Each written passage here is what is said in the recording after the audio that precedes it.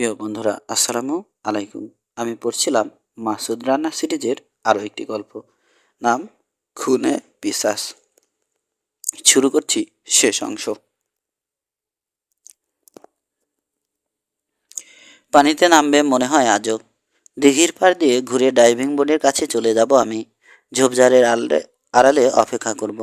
কাল রাতে চমৎকার একটা জায়গা বেছে রেখেছি।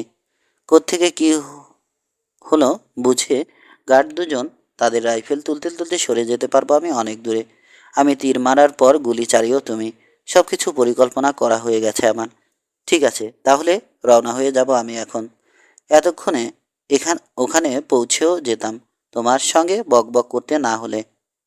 যা বললাম সেভাবে যদি না চলো, তাহলে তোমার পায়ে তীর মারা ছাড়া আমার আর কোনো পথ খোলা থাকবে না। তীর ধনুকটা সামান্য তুলল তরুণী। মেয়েটার মাথায় সর্বনাশা জেদ চেপেছে বুঝল না। রাগ সামলে বলল, ঠিক আছে যাও। কোলা ব্যাংকটা বাদে অন্য যেগুলো আছে সেগুলোর ব্যবস্থা আমিই করব। সরে আসতে পারলে এখানে আমার সঙ্গে দেখা করো, তখন বেত মেরে তোমার পাছার ছাল তোলা যাবে। আর যদি না আসতে পারো, আমি খুঁজে নেব তোমার লাশটা। মাথাটা খাটাচ্ছ দেখে ভালো লাগলো, শুকনো স্বরে বলল তরুণী। ধনুকটা নামিয়ে নিল। মাংসে বিঁধলে সহজে বের করা যায় না তীর। আমার ভালো মন্দ নিয়ে চিন্তা করে নিজের মগজের 12টা বাজিয়ে ফেলো না, সাবধানে থেকো। আর তোমার বিনকিউলারে সূর্যের আলোর যেন প্রতিফলন না হয়, সাবধান। শেষ কথা বলে দেয়া রাজরানীর ভঙ্গিতে করুণা মেশানো দৃষ্টিতে রানাকে একবার দেখে নিয়ে শুয়ে পড়ল আনিকা আরশাব। ক্রল করে এগিয়ে চলল ঘাসের ভিতর দিয়ে। দিঘির ডান দিকের তীর ঘুরে কাছে পৌঁছবে। সবুজ আকৃতিটাকে গাছের আড়ালে চলে যেতে দেখল রানা। তারপর বিনকিউলার তুলে আবার তাকালো কুঠি বাড়ির দিকে। বিড়বিড় করে বলল, মরুক সেমরি। সমস্ত চিন্তা মাথা থেকে ঝেড়ে ফেলে কাজে মন দিতে হবে। কিন্তু আনিকা আশরাফের কথা মনের মাঝে ঘুরপাক খেল ওর। আর কোনোভাবে কি মেয়েটাকে সামলানোর উপায় ছিল? আনিকা তীর ছুড়বার পর গুলি করবে, কথা দিয়েছ। কাজটা ভুলই হয়ে গেল। কি হবে ও আগে গুলি করলে? না, সেটা বোধহয় ঠিক হবে না। মাথা গরম মেয়েটাকে ওর ন্যায্য অধিকার থেকে বঞ্চিত করা উচিত হবে না কিছুতেই। তাহলে কি করে বসবে কে জানে। হয়তো খাবার ছেড়ে বেরিয়ে পড়বে ওদের আগ্নেয়াস্ত্রের মুখে। মনে মনে আচ্ছা মতো আনিকা আশরাফের কান ডলে দিয়ে একটু ভালো লাগলো রানার। কুঠিবাড়ির সামনে নড়াচড়া দেখে আবার মনোযোগ দিল ওদিকে। নাস্তা খাচ্ছে মৌলানা হান্নান আর মুফতি হানিফি। বার্মিজ যুবতীরা তাদের পাশ থেকে এটা ওটা এগিয়ে দিচ্ছে। অস্ত্র কাঁধে 2 প্রহরী পাহারায় আছে টেবিলের দুদিকে। এদিক ওদিক তাকাচ্ছে। ওদের দুজনেরই বেল্টে 4টে করে স্পেয়ার ম্যাগাজিন গোজা রয়েছে। এখন একটা গুলি করলেই 4 জনের যে কোনো জনকে খুন করা যায়। কিন্তু বাকিরা পালাবার সুযোগ পাবে, অপেক্ষা করবে ঠিক করল রানা। 25 মিনিট পর চিমসে চেহারার এক হাড্ডিসার বার্মিজ বুড়ো নাস্তার টেবিল থেকে বাসন পেয়ালা সরিয়ে নিয়ে গেল। সশস্ত্র লোক দুটো নড়ছে না কোলা ব্যাং আব্দুল হান্নানের কাছ থেকে। বার্মিজ যুবতীরাও রয়েছে ধারে কাছে। বাগানের একটা বেঞ্চিতে গিয়ে শুয়ে পড়ে অপেক্ষাকৃত দীর্ঘাঙ্গিনী যুবতীকে দিয়ে হাত পা টেপাচ্ছে লিডার। কি যেন বলছে হানিফিকে। ঘন ঘন মাথা দোলাচ্ছে হানিফি, কিন্তু তাকিয়ে আছে অপর যুবতীর দিকে। একে 47 কাঁধে প্রহরী দুজনকে কিছু বলল আব্দুল হান্নান। প্রহরীদের একজন তার অস্ত্রটা বাড়িয়ে দিল। উঠে বসে ওটা নিল জঙ্গি নেতা। চারপাশে তাকিয়ে কি যেন খুঁজল। হঠাৎ বিশ্রী আওয়াজে গর্জে উঠল লোকটার হাতের রাইফেল। উড়ন্ত অবস্থায় গুলি খেয়ে দিঘির তীরে মুখ থুবড়ে পড়ল একটা ছিন্নভিন্ন মাছরাঙা। আব্দুল হান্নানের দক্ষতায় মারহাবা মারহাবা বলে প্রশংসা করল দেহরক্ষীরা। মুফতি হানিফি মাথা দুলিয়ে তার বক্তব্য জানালো। কথা শেষ করলো জোরে মাশাআল্লাহ বলে। আব্দুল হান্নানের পুরু লালচে কামুক ঠোঁট হাসিতে প্রসারিত হতে দেখল রানা। অস্ত্রটা প্রহরীর হাতে ফিরিয়ে দিয়ে মেয়ে দুটোকে নির্দেশ দিল সে। দৌড়ে বাড়ির ভিতর চলে গেল 2 যুবতী। 2 মিনিটের মধ্যে ফিরে এলো দুটো খালি 7 আপের বোতল নিয়ে। আব্দুল হান্নানের পিছু নিয়ে দিঘির দিকে হাঁটতে শুরু করলো সবাই। রাইফেল কাঁধে তুলে চাপালিশের গুড়িতে ঠেস দিয়ে স্কোপের আইপিসে চোখ রাখল রানা, প্রস্তুত। বাম হাত রাখবার মতো একটা গিট রয়েছে গাছের গায়ে। ফলে লক্ষ্য স্থির করতে সুবিধে হবে ওর। ডাইভিং বোর্ডের কাছাকাছি এসে থামলো জঙ্গি নেতা ও তার অনুগত সঙ্গীরা। আব্দুল হান্নানের পুরো ঠোঁট ফাঁক হলো কিছু একটা নির্দেশ দিতে গিয়ে। দুই যুবতীর দিকে লোলুপ দৃষ্টিতে এক মুহূর্ত তাকিয়ে প্রহরী দুজন চলে গেল ডাইভিং বোর্ড থেকে 30 গজ দূরে। পাশাপাশি দাঁড়ালো তারা দিঘির দিকে মুখ করে। কাঁধে ঝোলানো অস্ত্র নামিয়ে তৈরি হলো দুজন। মনে হলো হয় ওদের মধ্যে লক্ষ্যভেদের কোনো প্রতিযোগিতার আয়োজন করা হয়েছে। আব্দুল হান্নানের নির্দেশে বোতল ধরা হাত ঘোরাতে শুরু করলো দুই অর্ধনগ্ন বার্মিজ যুবতী। স্কোপের ভিতর দিয়ে সশস্ত্র লোকগুলোর উত্তেজনায় অধীর চেহারা দেখতে পেল রানা। হঠাৎ ঘেউ করে উঠল আব্দুল হান্নান। দক্ষতার সঙ্গে আকাশে বোতল ছুড়ে দিল মেয়ে দুটো। 1 থেকে 3 পর্যন্ত গুনল কোলাব্যাং।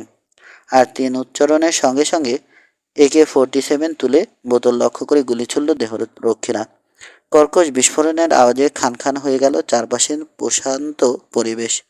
গাছগুলো থেকে চমকে উড়াল দিল পাখিরা। দিঘির তীরে জন্মানো একটা গাছ থেকে গুলির আঘাতে ভেঙে পড়ল সবুজ পাতাসহ সরু একটা ডাল। রানা ভাবল ভালোই হলো, বোঝা যাচ্ছে ট্রেনিং ক্যাম্প থেকে ওরা এরকম গুলির শব্দ পেয়ে অভ্যস্ত। ওর গুলির শব্দে ছুটে আসবে না কেউ। বাম দিকের বোতলটা চূর্ণ বিচ্ছন্ন হয়ে গেছে, বিচ্ছিন্ন হয়ে গেছে। একটা গুলি লেগে মাঝখান থেকে ভেঙে গেছে ডান দিকেরটা। কাচের টুকরোগুলো দিঘির পানিতে পড়ে ডুবে গেল। বাম পাশের দেহরক্ষী জিতেছে প্রতিযোগিতায়। গানফায়ারের ধূসর ধোঁয়া উড়িয়ে নিয়ে গেল মৃদু হাওয়া। দূর থেকে দূরে মিলিয়ে গেল বিস্ফোরণের প্রতিধ্বনি। দুই প্রহরী এগিয়ে এলো দলনেতার দিকে। বাম দিকের লোকটা হাসছে, তার সঙ্গীর চেহারা মলিন। বিজয়কে কিছু একটা জিজ্ঞেস করলো আব্দুল হান্নান। লোকটা দীর্ঘাঙ্গিনী যুবতীকে দেখালো আঙুল তাক করে। চট করে আব্দুল হান্নানের দিকে ফিরে তাকালো যুবতী। আপত্তির ভঙ্গিতে মাথা নাড়ল। হু হু করে হেসে উঠল আব্দুল হান্নান। হাসছে আলাওয়াল হানেপিও। যুবতীর কবজি চেপে ধরে নিজের কাছে টানল লক্ষ্যভেদ প্রতিযোগিতায় বিজয়ী দেহরক্ষী। সিঁড়ি বেয়ে ডাইভিং বোর্ডে উঠে দাঁড়ালো আব্দুল হান্নান। শেষ প্রান্তে গিয়ে দিঘির টলটলে পানির দিকে তাকালো। টিগারে আঙুল রাখলো রানা। এখন থেকে যে কোনো মুহূর্তে তীর ছুড়বে আনিকা। সঙ্গে সঙ্গে গুলি শুরু করতে হবে ওকে। 2 সেকেন্ড পর রানার মনে হলো করছে কি মেয়েটা। মন স্থির করে ফেলেছে আব্দুল হান্নান। হাঁটু সামান্য নাড়ালো সে। মাথার উপর তুলল দুহাত। বুকের কাঁচা পাকা লম্বা কোকড়া লোমগুলো দেখা গেল পরিষ্কার। জোরালো বাতাসে নড়ছে। ডাইভ দেবে লোকটা এখনই। মনে হলো নাচের ভঙ্গি করছে মস্ত এক পেটমোটা কোলা ব্যাঙ। দোল দিয়ে বোর্ডের উপর থেকে উঠে গেল লোকটার পা। শরীরটা কিছু দূর উঠে বাঁকা হয়ে মাথা নিচু অবস্থায় রওনা হবে পানির দিকে। ঠিক তখনই তার বুকের কাছে রূপালি একটা ঝিলিক দেখতে পেল রানা। নিখুঁত ডাইভ দিল আব্দুল হান্নান। ডাইভের ফলে ছিটকে ওঠা পানির দিকে অনিশ্চিত চোখে তাকালো হানিফি। হা হয়ে গেছে মুখটা, অপেক্ষা করছে। বুঝতে পারছে না অস্বাভাবিক কিছু সত্যি তার চোখে পড়েছে কিনা। তবে সশস্ত্র প্রহরী দুজন বিপদ ঠিকই আঁচ করেছে। অস্ত্র হাতে তৈরি হয়ে গেল তারা। হানিফের উপর থেকে তাদের দৃষ্টি চলে গেল দিঘির ডান দিকের পাড়ে জন্মানো মোটা একটা গাছের দিকে। পানির আলোড়ন থেমে গেল। বুদবুদ উঠল কিছু। মনে হচ্ছে গভীর ডাইভ দিয়েছে আব্দুল হান্নান। মুখের ভিতরটা শুকনো ঠেকলো রানার। জিভ দিয়ে ঠোঁট ভিজিয়ে নিল।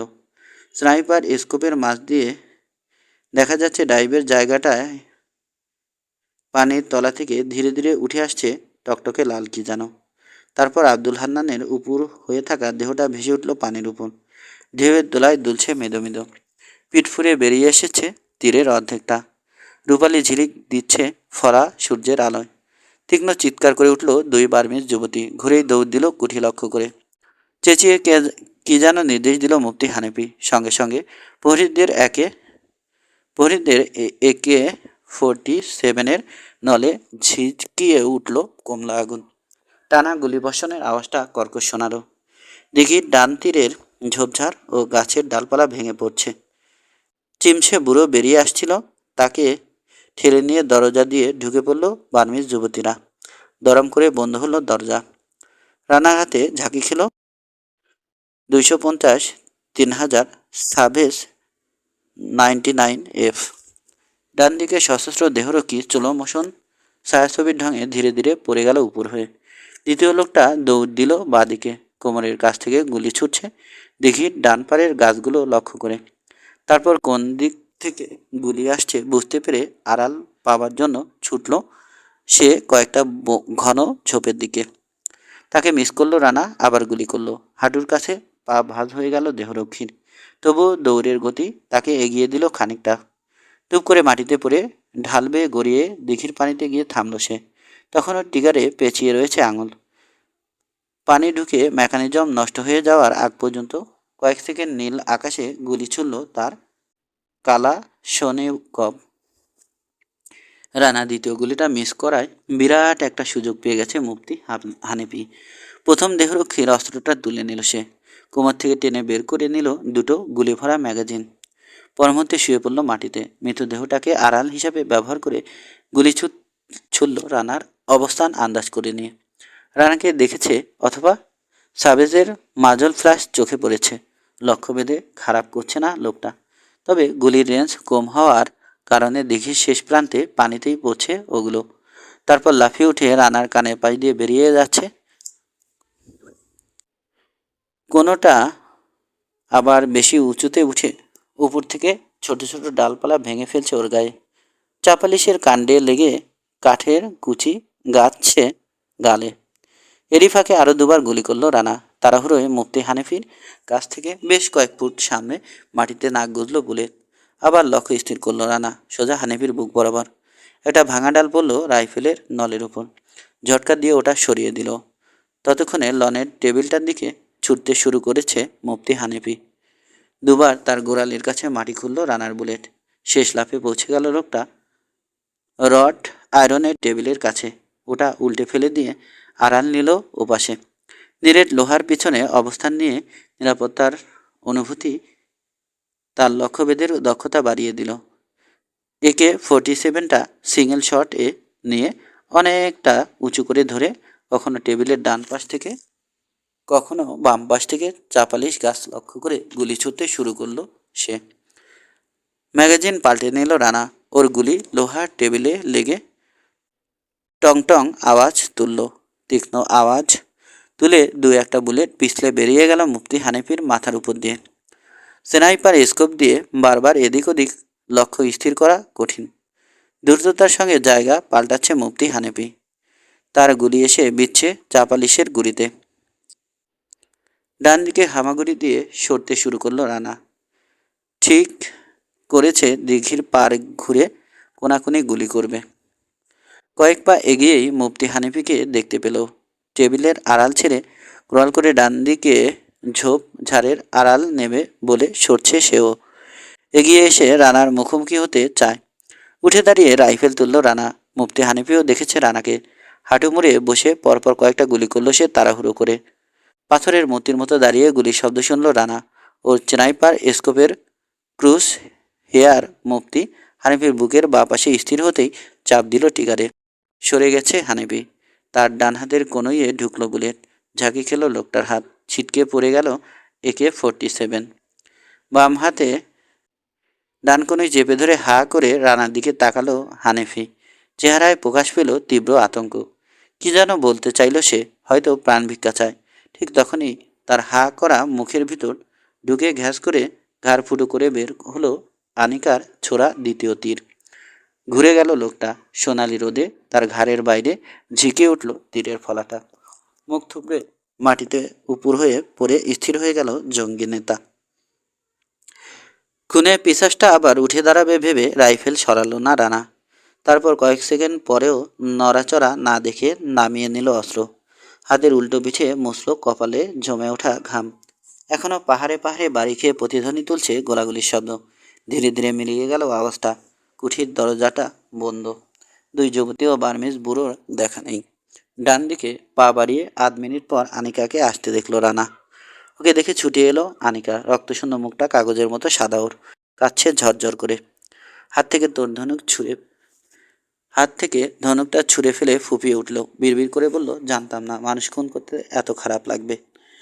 তরুণের কাঁধে হাত রাখল না রানা। নরম সুরে বলল, তুমি তো মানুষ মারোনি আনিকা, মেরেছ নরপিশাচ।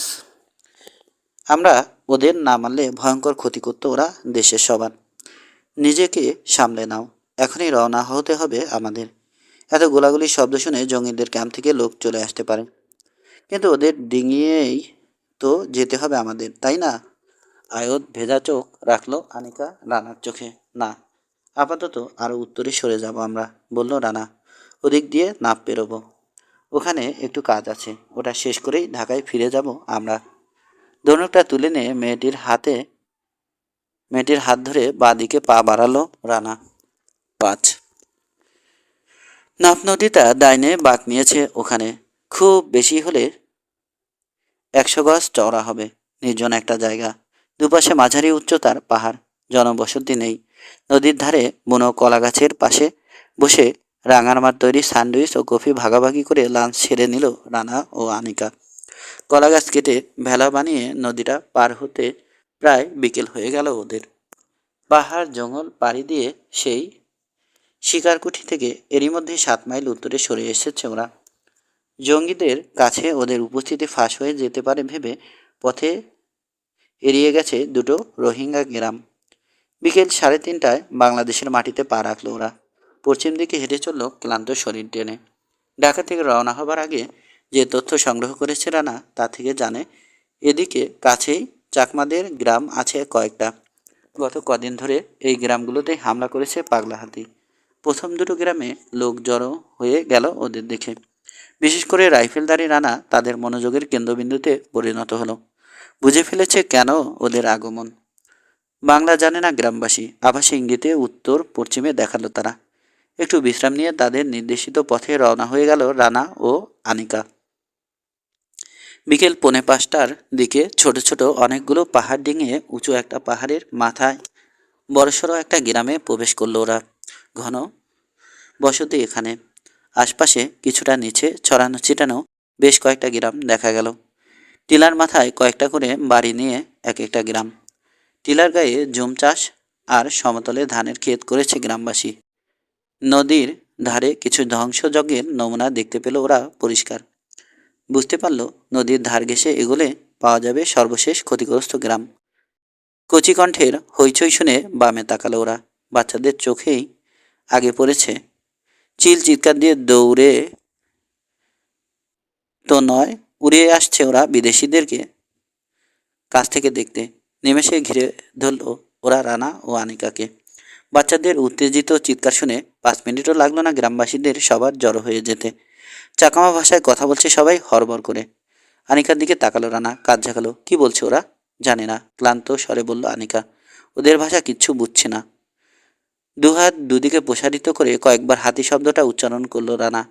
কাজ না হওয়ায় হাতির বৃংহিত অনুকরণের ব্যর্থ চেষ্টা করলো।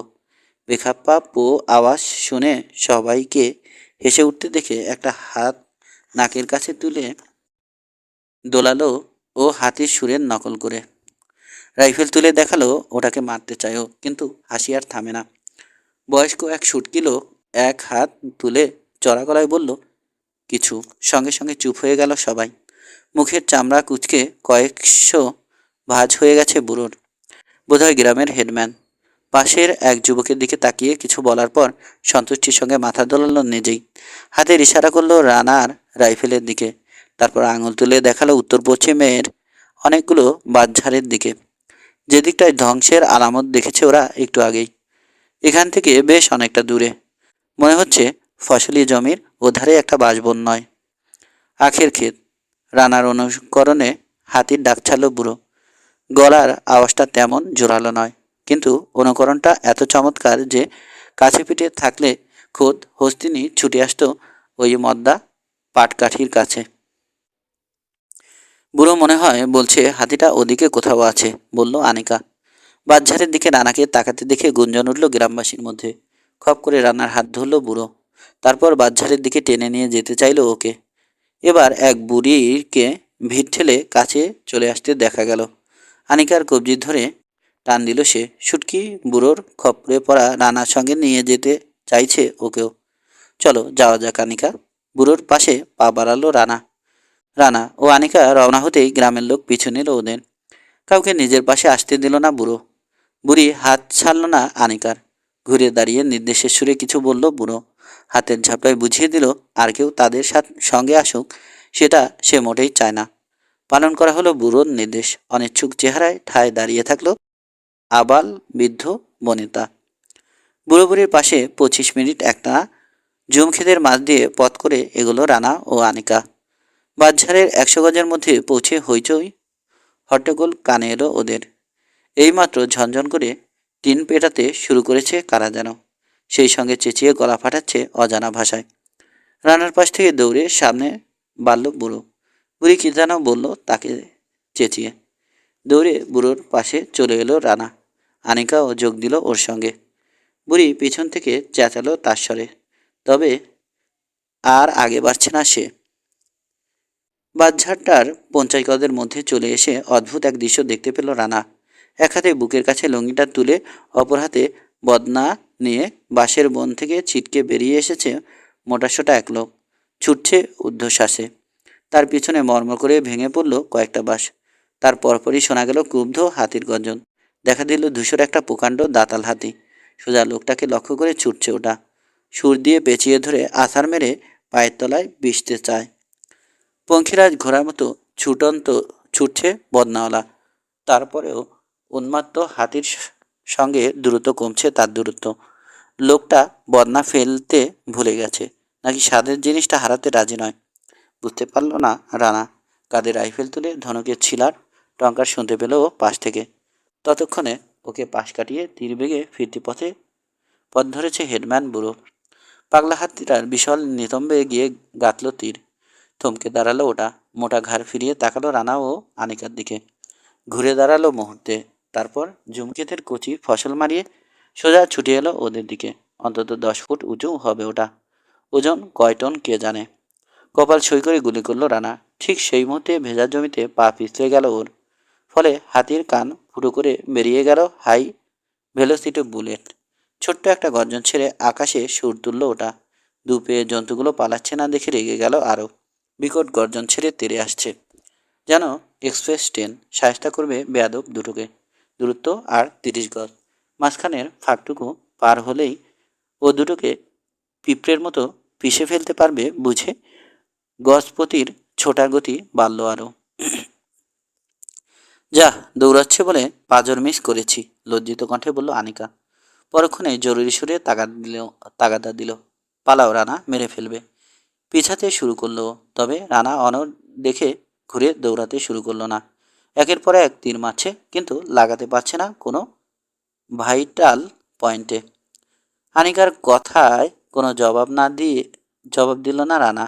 স্কোপের পাওয়ার 6-এ নামিয়েও পুরো হাতিটা দেখা যাচ্ছে না। অনেকটা আন্দাজের উপর গুলি করতে হলো। সই করেছিল ওটার দু চোখের মাঝখানে উঁচু করা সুর ভেদ করে ঠিক জায়গা মতোই ঢুকলো বুলেট, কিন্তু আটকে গেল কপালের হারে। ব্রেন পর্যন্ত পৌঁছালো না। এবার সত্যি সত্যি ব্যথা পেয়েছে হাতি। থমকে দাঁড়ালো একটু। হয়তো ভাবলো এরা তো দেখা যাচ্ছে লোক ভালো না, পালালে কেমন হয়। একটু পাশ ফিরলেই কানের পাশে হাতির দুর্বলতম জায়গায় গুলি করতে পারত রানা। কিন্তু জ্যান্ত ক্রোধেরই জয় হলো শেষ পর্যন্ত। আকাশ ফাটানো গর্জন ছেড়ে ওদের দিকে তেড়ে এলো শেষ হস্তি। আর 10 গজ, তারপরে পিষে ফেলবে বেয়াদব জানোয়ার দুটোকে। আবার গুলি করলো রানা। ওকে গুলি করতে হচ্ছে আন্দাজের উপর। সাদের স্কোপ এখন কাল হয়ে দাঁড়িয়েছে। ওটা দিয়ে দেখা যাচ্ছে না কিছুই। দানব হাতির ডান চোখ থেকে ফিনকি দিয়ে রক্ত বের হতে দেখলো রানা। আবার হাঁক ছাড়ল পাগলা হাতি, কিন্তু সেটা তীব্র যন্ত্রণার। টলতে টলতে এগিয়ে আসছে হাতি, যেন ধূসর একটা পাহাড় চাপা দেবে ওকে। আর 15 ফুট দূরেও নেই পাগলা হাতি। সুর বাড়িয়ে রেখেছে সামনে, আর একটু এগিয়েই ধরবে শিকার। পিছালো না রানা। স্থির হয়ে দাঁড়িয়ে আবারও গুলি করলো। এবার পয়েন্ট ব্ল্যাঙ্ক রেঞ্জ থেকে সোজা হাতিটার মাথায়। থমকে দাঁড়িয়ে দুলে উঠল পাহাড়। পড়ে যাচ্ছে। বসলো। তারপর কাত হয়ে দরাম করে পড়ল মাটি কাঁপিয়ে। একটা পা নাড়ল কয়েকবার। মোটা সুরটা আছড়ে পড়ল রানার পায়ের উপর। তাতেই ধরাশায়ী হলো রানা। পড়ে গেল হাতিটার মাথার পাশে। নাকের কাছে দেখতে পেল ওটার কুতকুতে লালচে বাম চোখ দেখছে ওকে। তারপর হঠাৎই শিউরে উঠল পাগলা হাতি। প্রাণের আলো দপ করে নিভে গেল চোখ থেকে। 8 মিনিট পর ধীরে ধীরে উঠে বসল রানা। ওরা হাত ধরে টেনে তুলতে চেষ্টা করছে আনিকা। আবার ওর দিকে তুফান বেগে ছুটে আসছে বুড়ো হেডম্যান। রানাকে টেনে তুলে জড়িয়ে ধরল বজ্র আঁটুনিতে। খুশিতে নাচতে শুরু করেছে বুড়ো। একই সঙ্গে অনর্গল চলছে তার মুখ। সম্ভবত প্রশংসা বাক্য আওড়ে চলেছে নিজের ভাষায়। একদল আদিবাসী পুরুষ ছুটে এলো বাঁশঝাড়ের ওপাশ থেকে। শুধু বদনাওয়ালা সেই লোকটা দৌড়ে গিয়ে ঢুকলো আবার বাঁশঝাড়ে। রানাকে ছেড়ে সামনে বেড়ে নবাগতদেরকে কি সব যেন বলতে শুরু করলো বুড়ো উত্তেজিত কণ্ঠে। তার বুড়িও চলে এসেছে। এক হাতে আনিকা, অপর হাতে রানার কবজি চেপে ধরে টেনে নিয়ে চলল সে ওদের। হেডম্যানের বাঁশের কুটিরের সামনে প্রশস্ত উঠানে জড়ো হলো গ্রামের লোক। রানা ও আনিকাকে বেতের দুটো মোড়া দেয়া হলো বসতে। হেডম্যান বসলো তার রংচঙা উঁচু মোড়ায়। আর সবাই গোল হয়ে বসলো উঠানে। দেরি না করে হেডম্যানের স্ত্রী ঢুকে গেল কুটিরের ভেতর। বেরিয়ে এলো জগ ও কাচের একটা গ্লাস নিয়ে। কনুইয়ের ভাঁজে বাঁশের মোটা একটা খণ্ড। গ্লাসে সাদাটে তরল ঢেলে হাসি হাসি চেহারা করে রানার দিকে বাড়িয়ে দিল বুড়ি। কি দিচ্ছে? আনিকার দিকে তাকালো রানা। দচ্ছু আনি, জানালো আনিকা। রানাকে শিরে উঠতে দেখে বলল, গিলে নাও, স্বাদটা খারাপ না। তোমার মতো উপকারী একজন মানুষ ওটা না খেলে দুঃখ পাবে ওরা। মনে করবে হেলা করছো ওদের। দোচুয়ানি শব্দটা শুনে বার কয়েক আনন্দিত চেহারায় মাথা দোলালো হেডম্যান। গ্রামবাসীরা কৌতূহল নিয়ে তাকিয়ে থাকলো রানার দিকে। নড়ে চড়ে বসলো রানা। আর বুড়ির হাতে ওই বাঁশের মধ্যে কি? নির্বিকার চেহারায় অনেকা বলল, পোকা। সম্মানিত অতিথিদের জন্য বিশেষ মুখরোচক খাবার। আমি দুচুয়ানিতে একটা চুমুক দিতে পারি যদি তুমি একটা পোকা খাও। মনের মধ্যে শয়তানি খেলে যাওয়ায় বলল রানা।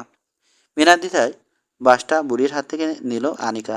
ওটার ভিতর থেকে জ্যান্ত একটা ঘাস ফড়িং বের করে মুখে পুরে কচকচিয়ে চিবিয়ে গিলে ফেললো অবলীলায়। চেহারা দেখে মনে হলো না স্বাদটা ওর খারাপ লেগেছে। আরও আর কোনো উপায় নেই, শ্বাস বন্ধ করে দচুয়ানিতে চুমুক দিল রানা। মুখটা বিকৃত হয়ে গেল ওর। মনে মনে বলল, এ দেখি র উইস্কির বাপ। কেরু সাহেবের সাক্ষাৎ নানা। খক করে কাশতে শুরু করলো ও বিষম খেয়ে। হেসে উঠে ওর পিঠে বেদম একটা থাপ্পড় মারল বুড়ো হেডম্যান। চমকে উঠল রানা। কাশি থেমে গেল সঙ্গে সঙ্গে। ততক্ষণে চারপাশে খবর হয়ে গেছে। চাকমা গ্রামের আশপাশে সবাই জেনে গেছে দুর্দান্ত সাহসী এক শিকারী এসে শয়তান হাতিটাকে মেরে ফেলেছে। পাটকাঠির মতো সরু আরেকজন আদিবাসী উঠানে এসে হাজির হতেই নড়েচড়ে বসলো সবাই।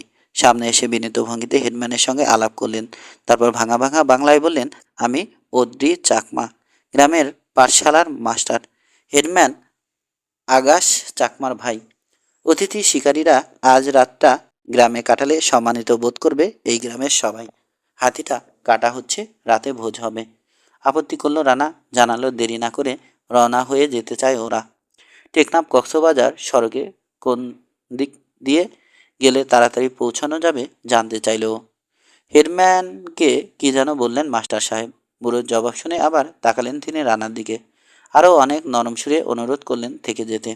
রানা আবারও আপত্তি করায় হেডম্যানের সঙ্গে আরেক দফা আলাপ সেরে বললেন, আমাদের হেডম্যান আগাশ চাকমা বলছে আপনাদেরকে রাস্তার ধারে পৌঁছে দেওয়া যাবে মোষের গাড়িতে করে। ওখান থেকে কক্সবাজারের গাড়ি পাওয়া যাবে তো জানতে চাইল রানা। যাবে, মাথা দোলালেন মাস্টার সাহেব। ওখানে হেডম্যানের ভাইপো পেলে চাকমার গ্যারেজ আছে। আগাশ চাকমার কথা শুনলেই জিপ গাড়িতে করে পৌঁছে দেবে সে আপনাদেরকে কক্সবাজারে। হাতির দাঁত দুটো তুলে দেওয়া হবে ওই গাড়িতে। মাথা নাড়ল রানা। দাঁত দেবে না ওরা। ও দুটো হেডম্যান ও তার অতিথিপরায়ণ না স্ত্রীর জন্যে থাকবে এখানে। কথাটা তর্জমা করে শোনাতেই হাসি ফুটল বুড়ো বুড়ির ভাঁজ পড়া গালে। বুঝে নিয়েছে ওরা কোনো কিছুর আশায় নয়, নিছক ওদের উপকার করতেই পৃথিবীর আরেক প্রান্ত ঢাকা থেকে এসেছে ছেলে মেয়ে দুটো। কৃতজ্ঞতায় চোখে জল এসে গেল অনেকের। আমি একটা কথা ভাবছি, রানাকে বলল আনিকা। জঙ্গি নেতা দ্রুত তো খতম হয়ে গেছে, আমি বরং আমাদের এস্টেটেই ফিরে যাই। না, মাথা নাড়ল রানা। আগে ঢাকায় গিয়ে তোমার রাহাত চাচার সঙ্গে দেখা করা উচিত। তোমার কথা ভেবে কি পরিমাণ উদ্বেগে রয়েছেন তিনি তা তুমি কল্পনাও করতে পারবে না। তোমার জন্মদিনে তোমার আব্বু জোর করে ধরে নিয়ে যেতেন স্যারকে। তুমি নাকি তার কোল থেকে নামতেই চাইতে না? ঝরঝর করে কেঁদে ফেলল আনিকা। এখনো ওকে সত্যি এতটা ভালোবাসেন রাহাত চাচা? জঙ্গির দলটাকে আমরা ছাড়বো না, নরম গলায় বলল রানা। ওরা নিশ্চিহ্ন না হওয়া পর্যন্ত ঢাকায় তুমি সম্পূর্ণ নিরাপদে থাকবে। তারপর তোমরা চাচা ভাই যে মিলে ঠিক করবে কোথায় যাবে, কি করবে। চোখের পানি মুছে মাথা ঝাঁকালো আনিকা। যাবে ঢাকায়। একটু পরে হেডম্যানের কাছ থেকে বিদায় চাইলো রানা। বিভিন্ন গ্রামের হেডম্যানদের পক্ষ থেকে আবার অনুরোধ করা হলো ওদেরকে আজকের রাতটা থেকে যেতে। বিশেষ লোভ দেখানো হলো। হাতির মাংসের সুস্বাদু ভোজ হবে আজ। আশপাশের 10 গ্রামের সবাই আসবে, নাচ হবে, গান হবে, বাঁশের চোঙা ভরা পোকা থাকবে, সেই সঙ্গে গেলাস গেলাস দোচুয়ানি। এবার ওদের অনুরোধের জবাব দিল আনিকা। বলল, যেমন করে হোক আজই কক্সবাজার থেকে প্লেন ধরে ঢাকায় ফিরতে হবে ওদের। উৎসবে থাকতে পারলে সত্যি খুশি হতো ওরা। চাকমাদের উৎসবে উপস্থিত থাকতে পারা অত্যন্ত সৌভাগ্যের ব্যাপার। কিন্তু হেডম্যানের নির্দেশে মোষের মোষের গাড়ির ব্যবস্থা করতে গেলেন অদ্রি চাকমা। পালোয়ান 2 মহিষ নিয়ে এসে পড়ল 12 বছর বয়সী খুদে এক গাড়িয়াল। আধ ঘন্টার পর আধ ঘন্টা পর মোষের গাড়িতে দুলুনিতে দুলতে দুলতে রওনা হয়ে গেল পরিচান্ত রানা ও আনিকা। একসময় রানার কাঁধে মাথা রেখে ঘুমিয়ে পড়ল ক্লান্ত মেয়েটি। সমাপ্ত।